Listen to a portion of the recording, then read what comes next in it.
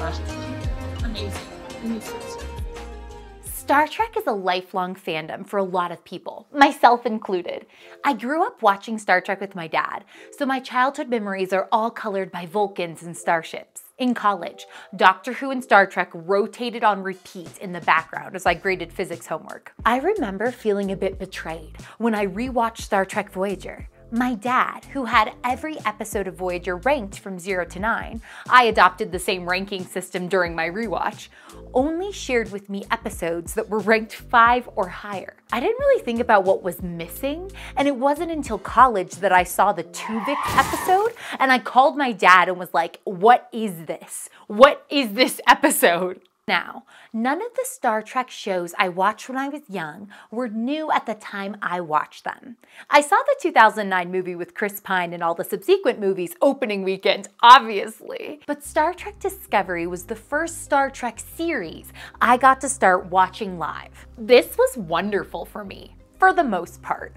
I love being able to engage with the fandom in real time, although I'm not a super patient person, and waiting for the episodes to come out weekly was difficult. I was used to just binging Star Trek, just watching it whenever I felt like. Star Trek Discovery was created by Brian Fuller and Alex Kurtzman and is set roughly a decade before the events of the original series. I remember I got the free trial to watch the first few episodes, and I'll be honest, the storytelling was different than I expected, and I wasn't sure I liked it. In the first few episodes of Star Trek Discovery Season 1, viewers are introduced to Michael Burnham, a Starfleet officer serving aboard the USS Shenzhou under Captain Philippa Georgiou. Burnham's actions led to a conflict with the Klingons, resulting in the outbreak of war between the United Federation of Planets and the Klingon Empire. After a traumatic encounter with the Klingons, Burnham is stripped of her rank and imprisoned. However, she's given a chance at redemption when she's recruited by Captain Lorca of the USS Discovery, a ship conducting top-secret research. I watched the first 2 episodes and panicked. I worried that since it was a prequel, they were changing the past and essentially rewriting the history of many of my favorite shows. But the characters in Discovery were compelling, and I found myself thinking about the show. Even after just 2 episodes, I was invested in Michael, and I wanted to know her story. I decided to give the show a shot, and I am so thankful I did. Star Trek Discovery has made a significant impact on the Star Trek franchise. With its diverse cast, compelling storylines, and high production values, the series has attracted a new generation of fans, while also engaging longtime Trekkies like myself. I really love Discovery's emphasis on themes of identity, inclusion, and exploration, and I think it really reflects the enduring relevance of Star Trek's utopian vision. I was initially worried that Discovery was rewriting the past, but I actually think that Discovery has done a wonderful job, not rewriting, but expanding the lore of the Star Trek universe, introducing new alien species, technologies, and historical events that enrich the overall tapestry of the franchise. And Discovery didn't stay a prequel. The time jump at the end of Season 2 set them up to freely create a new story. And now, Discovery Season 5 premiered last week, and I had the opportunity to attend the fan premiere and early access screening. I'm flying to New York City and staying with my friend Julie and her husband in their amazing apartment. Oh my gosh, your view. We're walking there. It's so windy. This is Julie. She's been my best friend since 5th grade. She's seen no Star Trek. No episodes. This is gonna be a great adventure. Hopefully we don't run into anything with these umbrellas in the wind. We're having some authentic New York pizza and then heading to the theater for the event.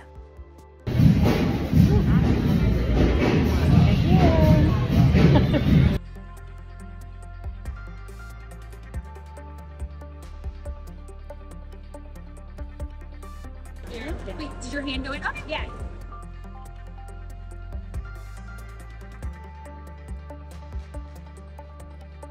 There's so many people that are so excited. It's awesome.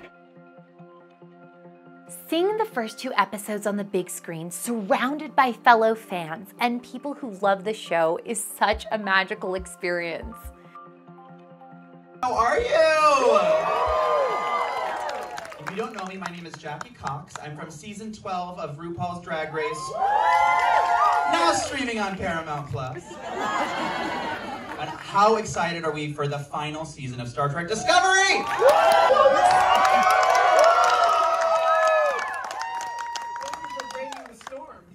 Legit, thank you.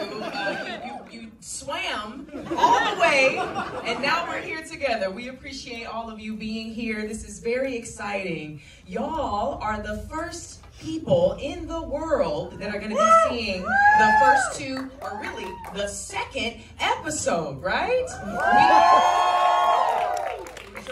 We trust you. Yeah, that's exactly right.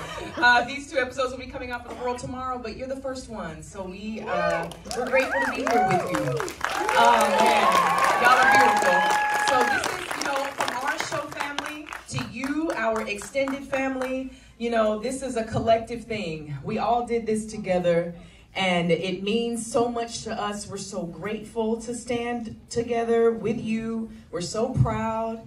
We hope you love it. It's an adventure this season, and we feel that you'll be satisfied with what this entire season has in store for you. Yeah, I mean, yes, it's our last it's our last season, but I want to tell you,